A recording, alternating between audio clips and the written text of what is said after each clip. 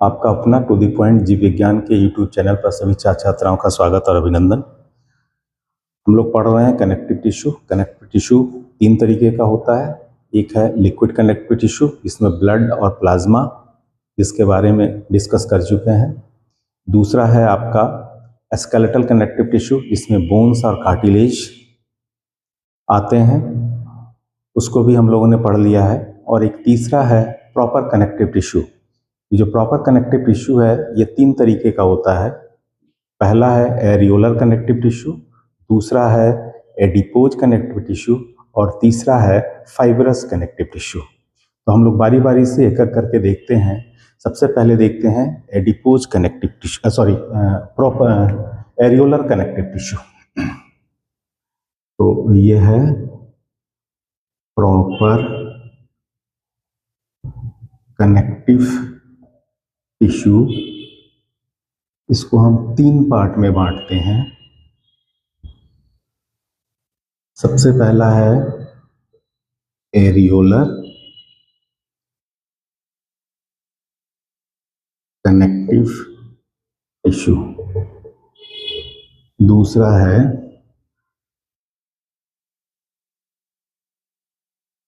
Adipose tissue, तीसरा है fibrous connective tissue, fibrous connective tissue. सबसे पहले areolar connective tissue. Areolar connective tissue को हम कहते हैं लूज कनेक्टिव टिश्यू भी, लूज कनेक्टिव टिश्यू। लूज क्यों कहते हैं? क्योंकि जो सेल होते हैं इसके, इस टिश्यू के सेल के बीच में काफ़ी इंट्रासेलुलर स्पेस ज़्यादा होता है, तो ये पैक्ड नहीं होता, इसलिए इसको क्या कहते हैं? Loose connective tissue. Intra cellular space is more. अब देखिए, वो जो इंट्रासेलुलर स्पेस ज़्यादा होने की वजह से वह जो स्पेस है एक जेलाटिनस लिक्विड से भरा हुआ रहता है, फिल्ड विथ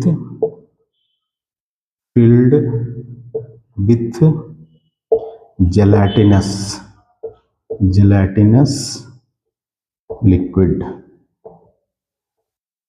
और इस जेलाटिनस लिक्विड्स के अंदर जो एरियोलर कनेक्टिव टिश्यू होते हैं उसके जो डिफरेंट कंपोनेंट्स हैं वो पाए जाते हैं।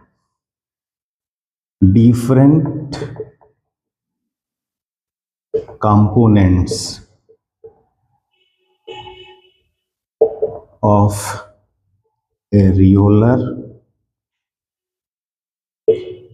Connective tissue are embedded in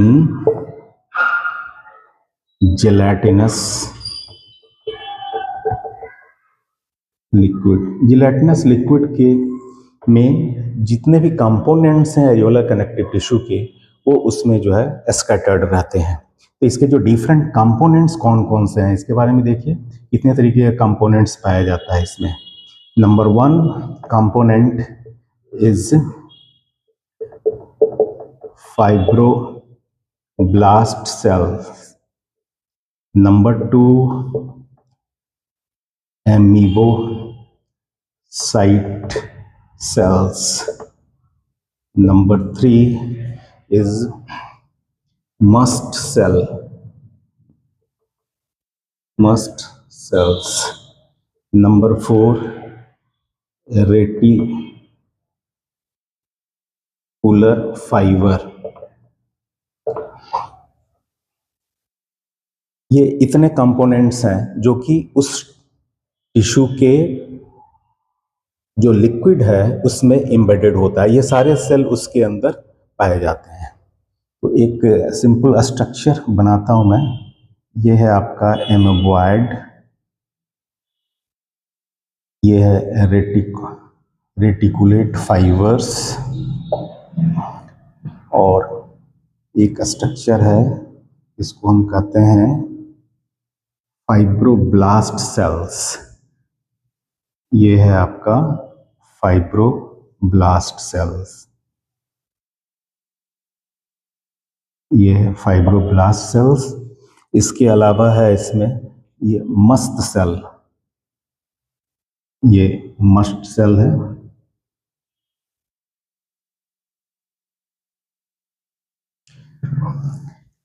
और एक और है आपका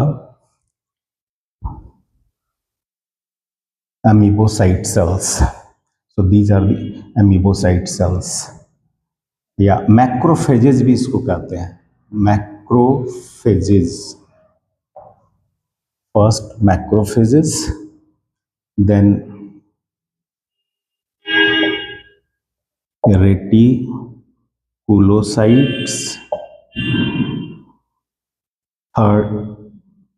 third cell is mast cell,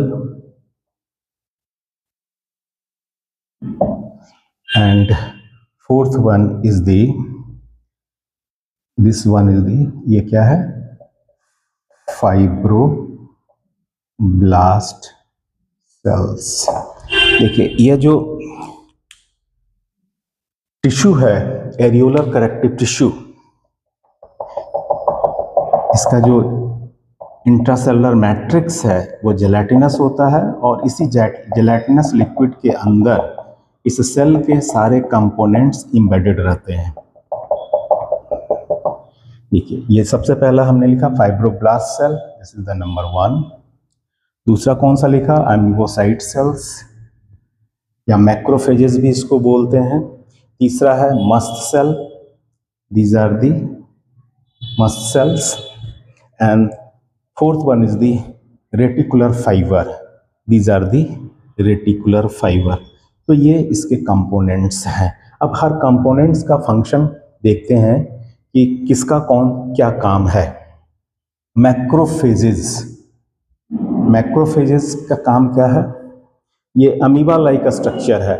amoeba का जो शरीर कैसा होता है, इरेगुलर शेप का होता है, कोई डिफिनिट शेप नहीं होता है। इस तरह से इस सेल का भी जो है कोई डिफिनिट शेप नहीं होता है और अमीबा की तरह होता है, इसलिए इसको कहते हैं हम एमीबोसाइट सेल्स भी कहा जाता है।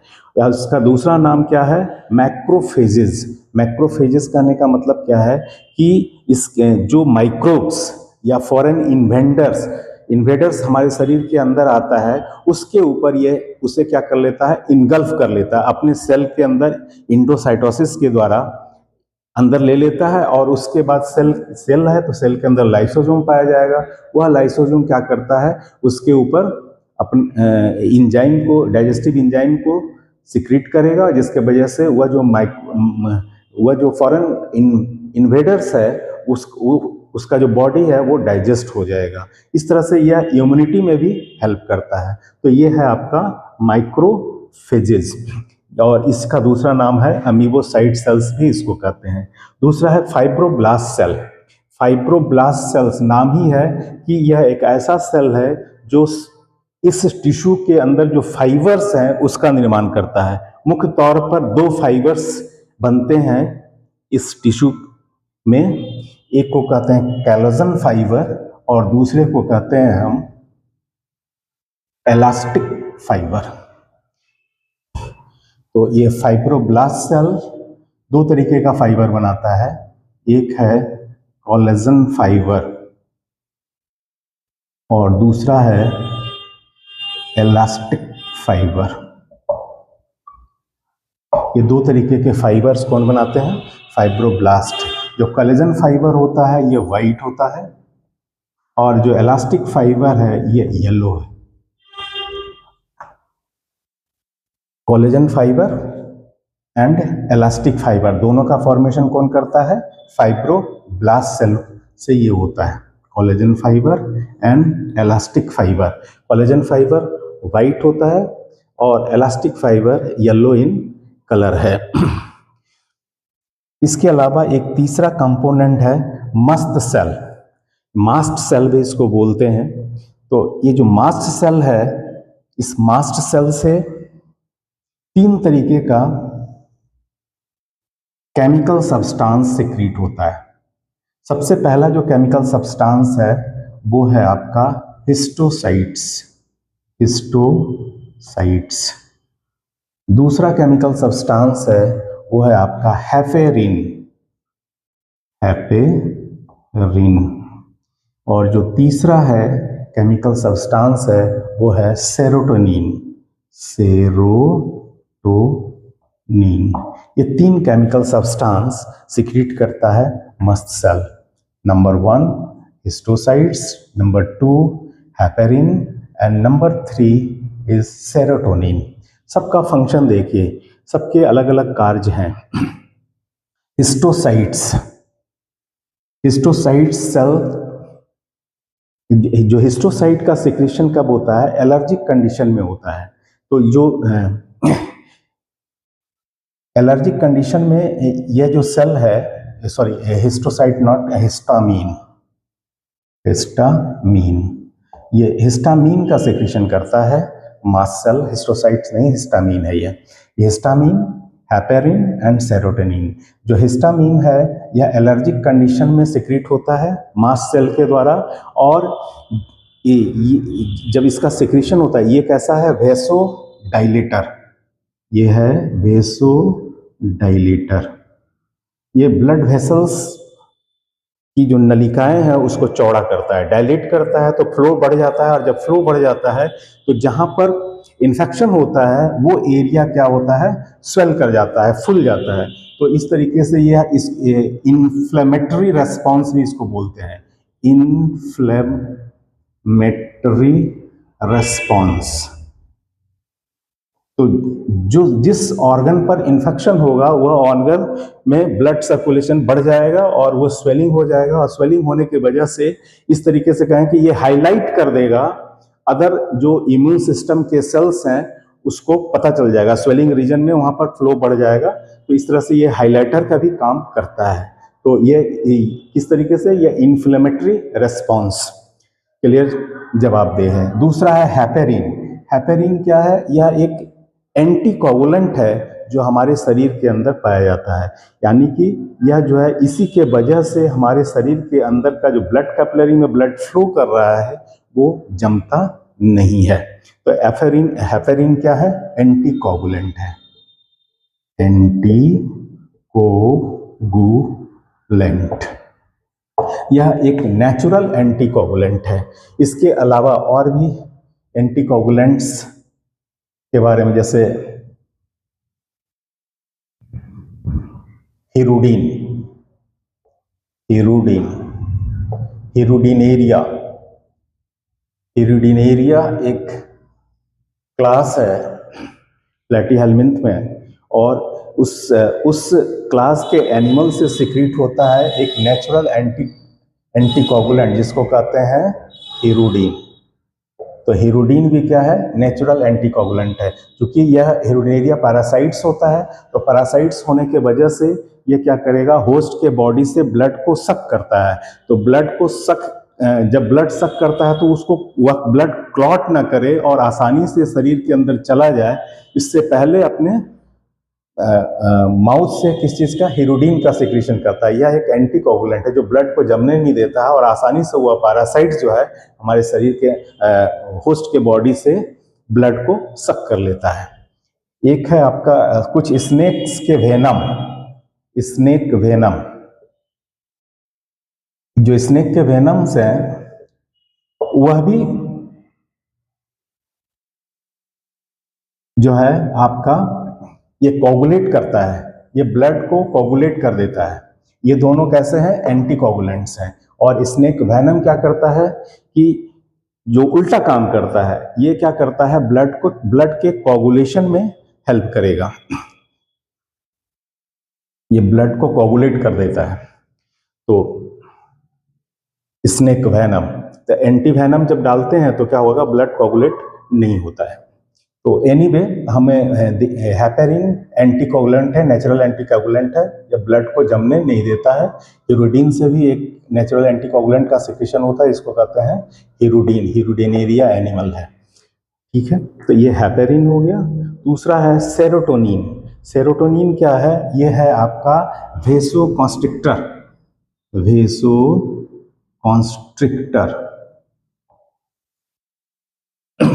ये देखिए हिस्टामिन वेसोडाइलेटर है, ये क्या है, वेसोकंस्ट्रिक्टर है। वेसोकंस्ट्रिक्टर यानी कि ब्लड वेसल्स को कॉन्ट्रैक्ट कराएगा, जो कॉन्ट्रैक्ट करने के बाद क्या होगा, हाई ब्लड प्रेशर, ये क्या कर देगा, हाई ब्लड प्रेशर, ये ब्लड प्रेशर को बढ़ा देगा। तो इस तरह से प्रॉपर कनेक्टिव टिश्यू के 3 पार्ट हैं। एक है आपका एरियोलर कनेक्टिव टिश्यू, दूसरा है आपका एडिपोज कनेक्टिव टिश्यू और तीसरा है फाइब्रस कनेक्टिव टिश्यू। हम पढ़ रहे हैं areolar connective tissue. Areolar connective tissue को हम लूज कनेक्टिव टिश्यू भी कहते हैं। इसमें इंट्रासेलुलर स्पेस ज़्यादा होता है और उस इंट्रासेलुलर स्पेस में एक जिलेटिनस सब्सटेंस भरा हुआ रहता है और उसी जिलेटिनस सब्सटेंस में जो एरियोलर कनेक्टिव टिश्यूज के डिफरेंट कंपोनेंट्स हैं वो इसमें एम्बेडेड होते हैं, फंसे हुए रहते हैं। तो ये कौन कौन से कंपोनेंट्स है इसके, फाइब्रोब्लास्ट सेल है, अमीबोसाइट सेल्स है, मस्ट सेल्स है और उसके बाद रेटिकुलर फाइबर है। तो रेटिकुलर फाइबर जो है ये नेटवर्क ऑफ फाइबर है जो कि काफ़ी थीन होता है, पतला है ये fibre, other than collagen fibre and elastic fibre, इन दोनों के अतिरिक्त ये रेटिकुलर फाइबर रेटिकुलोसाइट सेल से ये बनता है। दूसरा तो सबसे पहला फाइब्रोब्लास्ट सेल 2 तरह के फाइबर का निर्माण करता है, कोलेजन फाइबर और elastic fibre. Collagen fibre white होता है और इलास्टिक फाइबर क्या होता है, येलो होता है। अमीबोसाइट सेल्स अमीबा की तरह देखने में लगता है और जो भी फॉरेन इन्वेडर्स है, बैक्टीरिया है, वायरस है या और भी जो हार्मफुल इन्वेडर्स हमारे शरीर के अंदर आते हैं उसको ये इनगल्फ करता है और उसको वो डाइजेस्ट कर देता है। तो ये है आपका अमीबोसाइट्स या मैक्रोफेजेस भी इसको कहते हैं। मस्ट सेल 3 तरीके के केमिकल सब्सटेंस को सिक्रीट करता है, histamine, heparin and serotonin. Histamine को कहते हैं वेसोडाइलेटर, ये ब्लड फ्लो को बढ़ा देता है। जहाँ भी जिस अंग में इन्फेक्शन होगा वहाँ ब्लड का फ्लो बढ़ जाएगा, ब्लड का फ्लो बढ़ेगा तो वहाँ क्या होगा, स्वेलिंग हो जाएगा। तो इसको कहते हैं हम इन्फ्लेमेटरी रिस्पॉन्स। और जब स्वेलिंग हो जाएगा तो एक तरह से ये हाइलाइटर का काम करता है, हाईलाइट कर देगा तो अदर जो इम्यून सिस्टम के जो डिफरेंट तरह के सेल्स हैं वहाँ तुरंत जो है दौड़ के पहुँच जाएगा। तो ये है आपका हिस्टामिन। हेपेरिन एंटीकोगुलेंट है, नेचुरल एंटीकोगुलेंट है, ये ब्लड को हमारे शरीर के अंदर जमने नहीं देता है। एक और नेचुरल एंटीकोगुलेंट है हिरुडीन, जो कि हिरुडिनेरिया एक क्लास है, उस एनिमल के स्लाइवा में पाया जाता है और जो कि जब वो ब्लड सक करता है होस्ट से तो वो जमता नहीं है। स्नेक वेनम जो है कोगुलेशन का काम करता है, वो ब्लड को जमाने का भी काम करता है। तो स्नेक वेनम जब ब्लड को क्लॉट कर देगा तो फ्लो होगा नहीं ब्लड का, और जब ब्लड का फ्लो नहीं होगा तो ऑक्सीजन डिफरेंट टिश्यू तक नहीं पहुंचेगा, और डिफरेंट टिश्यू तक जब ऑक्सीजन नहीं पहुंचेगा तो जो अगर आदमी को काटा है तो वो दम तोड़ देगा। तो ये एंटीकोगुलेंट भी होता है स्नेक का। तो ये फिर सेरोटोनिन क्या है, वेसोकंस्ट्रिक्टर है। बहुत से वेसोकंस्ट्रिक्टर है तो ये ब्लड वेसल्स को कॉन्ट्रैक्ट करवाता है, इससे हाई ब्लड प्रेशर, तो जब ट्यूब जो है कॉन्ट्रैक्ट करेगा तो प्रेशर हाई हो जाएगा, तो ये हाई ब्लड प्रेशर के लिए रिस्पॉन्सिबल है। तो ये है आपका मस्ट सेल। तो तीनों सेल आपने देख लिया, fibroblast cell, amoebocyte cell, mast cells and reticular fibre. अब ये जो टिश्यू है पाया कहाँ जाता है, तो जनरली यह टिश्यू एक तरीके से पैकिंग मटेरियल है। पैकिंग मटेरियल कहने का मतलब है जैसे आपका स्किन है और मसल के बीच में बहुत बड़ा गैप है, उस गैप में जो टिश्यू भरे जाते हैं वो कैसा टिश्यू होगा, एरियोलर टिश्यू होगा। इसके साथ साथ जो आपका डेलिकेट ऑर्गन है, उस डेलिकेट ऑर्गन के चारों तरफ भी एरियोलर टिश्यू जो है एक्युमुलेटेड रहता है, ताकि वह ऑर्गन जो है प्रोटेक्टेड रहे, उसको कोई नुकसान ना पहुंचे। तो यह है एरियोलर टिश्यू। एरियोलर टिश्यू को हम एरियोलर या लूज कनेक्टिव टिश्यू कहते क्यों हैं, क्योंकि इसके अंदर जो फाइबर्स होते हैं, जैसे आपका कोलेजन फाइबर है, इलास्टिक फाइबर है, रेटिकुलोसाइट्स सेल से जो रेटिकुलर फाइबर बनता है, ये फाइबर क्या करते हैं, इन फाइबर की वजह से इनके जो कंपोनेंट्स है आपस में मिल नहीं पाते, एक तरह से एकदम कॉम्पैक्ट नहीं हो पाते हैं। जब ये कॉम्पैक्ट नहीं होता है तो इनके बीच में स्पेस ज्यादा पाया जाता है, तो उस स्पेस को ही हम क्या कहते हैं, एरियोला कहते हैं। उस स्पेस को हम क्या कहते हैं, एरियोला। यह एक लैटिन वर्ड है जिसका मतलब होता है इम्पेटी स्पेस, खाली जगह, और इसी वजह से इस टिश्यू का नाम क्या पड़ा, एरियोलर कनेक्टिव टिश्यू। और यह हमारे शरीर के अंदर वाइडली डिस्ट्रीब्यूटेड है, यानी कि ये करीब करीब हर भाग में ये पाया जाता है। तो it is a widely distributed connective tissue. दूसरा जो कनेक्टिव टिश्यू है वो है आपका एडिपोज टिश्यू। जो एडिपोज टिश्यू है वो एक्चुअल में एरियोलर टिश्यू का ही मॉडिफाइड फॉर्म है। इसमें कुछ कंपोनेंट्स और जो कि एडिपोज टिश्यू में पाए जाते हैं, वो उसके कुछ कंपोनेंट्स जो है एरियोलर कनेक्टिव टिश्यू में, जैसे collagen fibre, elastic fibre, fibroblast sales, macrophages, ये सब कॉमन है जो दोनों में पाया जाता है, एरियोलर में भी पाया जाता है और एडिपोज टिश्यू में ही पाया जाता है। एक तीसरा जो यूनिक है वो क्या है, एडिपोसाइट्स, जो कि फैट को स्टोर करता है। तो हम कहते हैं कि जो आपका एडिपोज टिश्यू है, it is the modification of areolar connective tissue. तो अब जो दूसरा कंपोनेंट है प्रॉपर कनेक्टिव टिश्यू का, वो है आपका एडिपोज कनेक्टिव टिश्यू। अब हम लोग एडिपोज कनेक्टिव टिश्यू के बारे में देखते हैं। Adipose connective tissue mostly responsible for the storage of fat.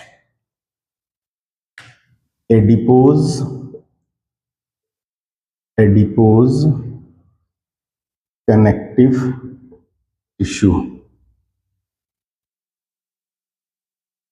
It is a modified areolar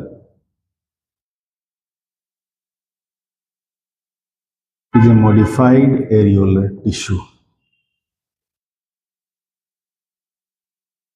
Chief components of this tissue is क्या है, adipose, adipocyte cell. Other than adipocyte cells, fibroblast cells,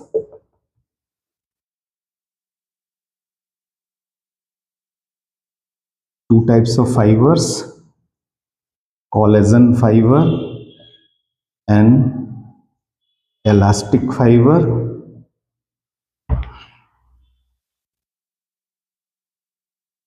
macrophages.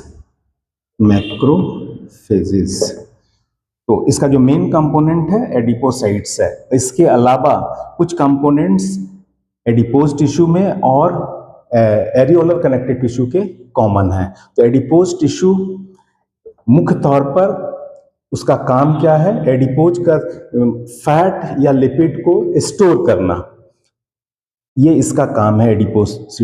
यानी कि lipids का चाहे metabolism हो, चाहे उसकी synthesis हो या स्टोरेज हो, उसके लिए रेस्पॉन्सिबल कौन सा है, ये एडिपोज टिश्यू है। एडिपोज टिश्यू का क्या काम हो गया, it stores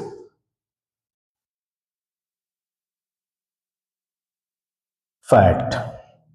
adipose tissue stores fat. अब ये जो फैट है ये दो तरीके का होता है, एक को कहते हैं वाइट फैट, और एक दूसरा जो होता है वो क्या है, येलो फैट। तो वाइट फैट जो है लेस एनर्जी प्रोड्यूसिंग, और येलो फैट मोर एनर्जी ये प्रोड्यूस करता है। अब वाइट फैट कहाँ पाया जाता है, blubber,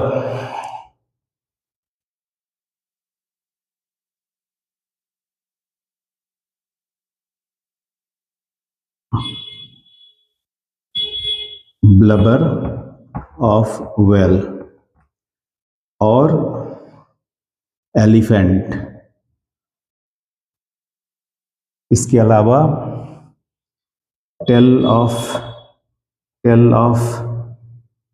Marino ship,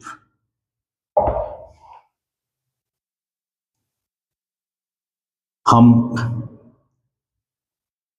of camel, hump of camel, camel के हम्प में पाया जाता है। तो ये 3 जगह व्हाइट एडिपोज टिश्यू मिलता है। दूसरा है येलो, या ये मोर एनर्जिक है। येलो किसके कारण ये येलो कलर का होता है? Due to the presence of cytochrome. Cytochrome, due to presence of cytochrome it becomes yellow. यह साइटोक्रोम की वजह से कैसा होता है? येलो कलर का होता है। और ये कहाँ पाया जाता है? जो न्यूली बॉर्न बेबी है, जब जन्म लेता है तो एक कोल्ड रेसिस्टेंस डिवाइस है इसका, उसके शरीर के अंदर येलो फैट ज्यादा पाया जाता है। वह एक कोल्ड रेसिस्टेंस डिवाइस, जब बच्चा जन्म लेता है तो तुरंत उसे कपड़े में नहीं लपेटा जाता है, ताकि कुछ देर तक अगर वह ऐसा ही फ्री इन्वायरमेंट में है तो अपने आप को सस्टेन कर सके, बचा सके। इसके चलते नेचर ने उसके बॉडी के अंदर ये येलो फैट का डिपोजिशन पहले से ही कर देता है, ताकि वो कुछ समय तक कोल्ड से अपने आप को रेसिस्ट कर सके। तो ये जो येलो फैट है, it is a cold resistant device in new born baby. इसके अलावा येलो फैट और कहाँ पाया जाएगा? हाइबरनेटिंग एनिमल्स में। हाइबरनेटिंग एनिमल्स, हाइबरनेटिंग है, कुछ में विंटर स्लीप होता है, समर स्लीप होता है। जैसे फ्रॉग में विंटर स्लीप और समर स्लीप होता है। समर स्लीप को हम क्या कहते हैं? एस्टिवेशन। तो हाइबरनेशन के कंडीशन में क्या होता है कि वह जो एनिमल है वो पूरा का पूरा मेटाबॉलिकली काफ़ी इनएक्टिव होता है, शिथिल होता है, लेथार्जी होता है और एक जगह पर पड़ा रहता है। तो उस हालत में वह बाहर से इंटेक ऑफ फूड मटेरियल कम होता है, तो उस कमी को पूरा कौन करता है? जो उसके अंदर जो येलो फैट डिपॉजिटेड है शरीर के अंदर, उसी से उस कमी को वो पूरा करता है, उसी से उसको एनर्जी मिलता है और फूड के सारे रिक्वायरमेंट को वो पूरा करता है हाइबरनेशन के स्टेज में। तो ये है आपका एडिपोज टिश्यू। तीसरा है फाइब्रस कनेक्टिव टिश्यू। अब हम लोग पढ़ेंगे fibrous connective tissue. Third one is the fibrous connective tissue. अच्छा, ये जो एडिपोज टिश्यू है इसका काम क्या है? सिर्फ स्टोर, एक तो कोल्ड रेसिस्टेंस तो हो ही गया, इसके अलावा एनर्जी भी देता है हाइबरनेटिंग स्टेज में। इसके अलावा एक और काम, पैकिंग मटेरियल, यानी कि कुशन की तरह काम करता है। कुशन क्या होगा? जैसे कुछ डेलिकेट ऑर्गन के चारों तरफ ये डिपॉजिटेड होता है ताकि उसको कोई हार्म ना पहुंचे। जैसे आई बॉल है, उसके चारों तरफ ये डिपॉजिटेड होता है, तो इस तरह से ये कुशन का काम करेगा। इसके अलावा स्किन के नीचे ये डिपॉजिट होगा। जब स्किन के नीचे ये डिपॉजिट होगा तो इंसुलेटर की तरह काम करता है, हीट रेसिस्टेंस होता है ये। जैसे कोल्ड क्लाइमेटिक कंडीशन में अगर कोई एनिमल पाया जाता है उसका, तो वो बल्की होता है, फैटी और बल्की होता है। तो उसके वजह फैटी और बल्की होने की वजह से क्या होता है? उसके बॉडी के अंदर फैट जो है स्टोर रहता है, तो उसे कोल्ड क्लाइमेटिक कंडीशन से भी उसको प्रोटेक्ट करता है। तो इस तरह से जो ये फैट है ये इंसुलेटर का भी काम करता है। अब है जो तीसरा है आपका fibrous connective tissue. Fibrous connective tissue, देखिए ये जो फाइब्रस कनेक्टिव टिश्यू है यह 2 तरीके का होता है। एक को कहते हैं हम व्हाइट फाइबर और दूसरा को कहते हैं हम येलो फाइबर। ये है व्हाइट फाइबर और दूसरा है येलो फाइबर। जो व्हाइट फाइबर होता है वो कैसा होता है? अनब्रांच्ड।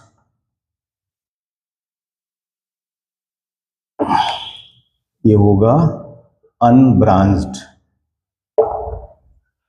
जबकि येलो फाइबर कैसा होगा? ब्रांच्ड।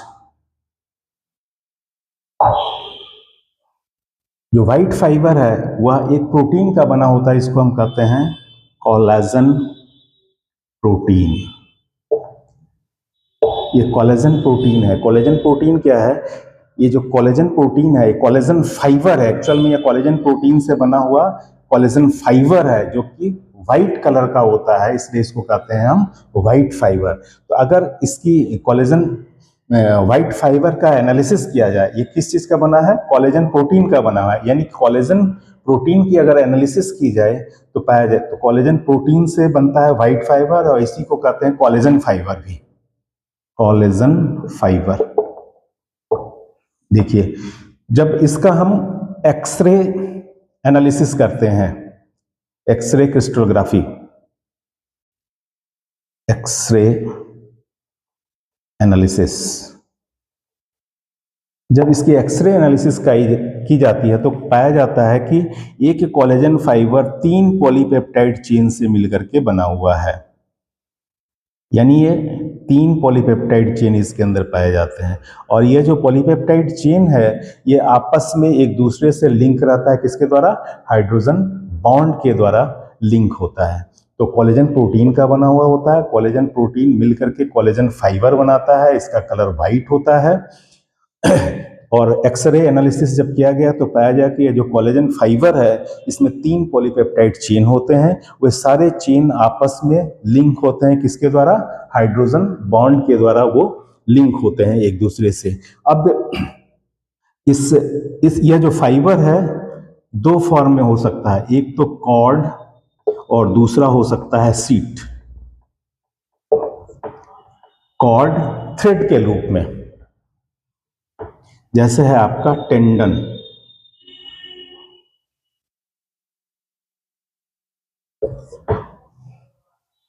देखिए ये कॉर्ड और सीट, सीट का मतलब होता है लेयर के रूप में भी पाया जाएगा। तो कॉर्ड, टेंडन, टेंडन क्या है, यह व्हाइट फाइबर है और इट इज द लिंक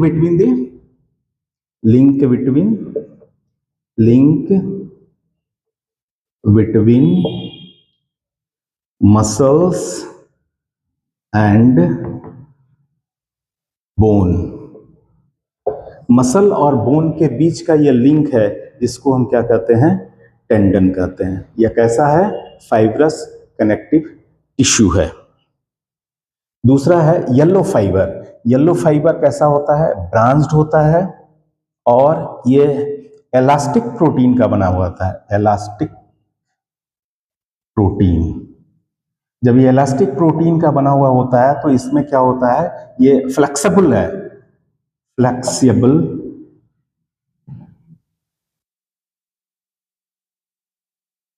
और it is the link between the bone and bone, link between bone to bone.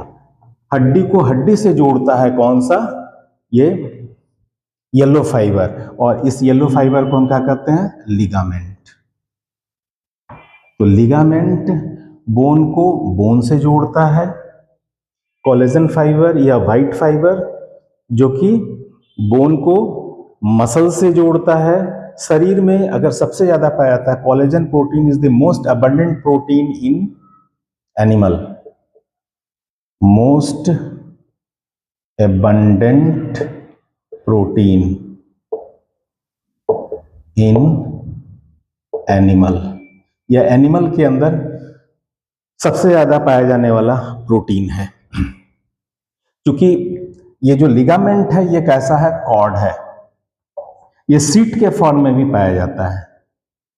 Seat के फॉर्म में कहां मिलेगा, क्योंकि ये फ्लेक्सिबल है, इलास्टिक इन नेचर का है, इलास्टिक लचीला होता है। तो ये आपका जो लंग्स है, लंग्स में ये पाया जाएगा ताकि वो एक बार अगर कांटेक्ट करे तो रिलैक्स कर जाए। लचीलापन जो है, फ्लेक्सिबिलिटी, इलास्टिसिटी जो है उसके अंदर, ये इसी फाइबर्स की वजह से उसके आता है। या फिर आपका ट्रैकिया से आगे बढ़ेंगे तो आप ब्रोंकी जब हवा उसके अंदर जाता है तो वह भी जो है फैलता और सिकुड़ता है। तो ये किसके वजह से होता है, ये आपका इलास्टिन प्रोटीन के वजह से होता है।